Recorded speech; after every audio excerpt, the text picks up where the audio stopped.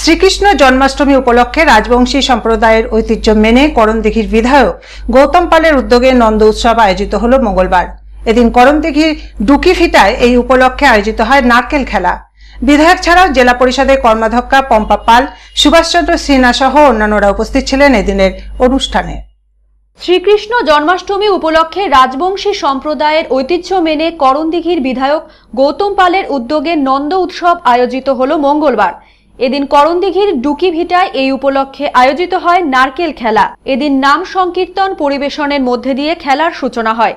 নারকেল খেলা, টুকুন খেলা ও মটকা খেলা, এই তিন ধরনের খেলা আয়োজিত হয় এখানে। এদিন বিধায়ক গৌতম পাল নিজেও নারকেল খেলা তথা দধি কাঁদো খেলায় অংশগ্রহণ করেন। পাশাপাশি এদিন এই খেলায় অংশ নিয়েছিল পার্শ্ববর্তী বিভিন্ন এলাকার মানুষ।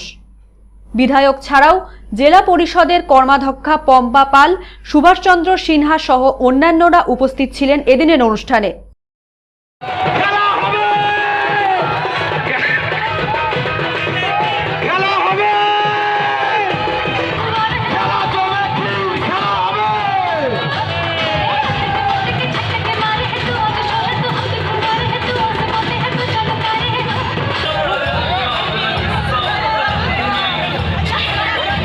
গতকাল জন্মাষ্টমী ছিল, আজকে তার নন্দ উৎসব হচ্ছে, দই কাদা খেলা হচ্ছে এবং মটকায় করে সেখানে কিছু অর্থ, রূপো, সোনা, নারকেল, গামছা এগুলো দেওয়া হয়েছে।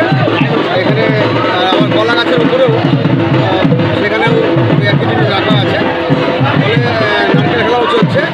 খুব ভালো লাগছে আজকে। এইটা করণদিঘির ঐতিহ্য এবং করণদিঘির আপামর জনসাধারণকে আমি এই নন্দ উৎসব উপলক্ষে শুভেচ্ছা, অভিনন্দন, প্রণাম, নমস্কার জানাচ্ছি। RCTV সংবাদ, করণদিঘি।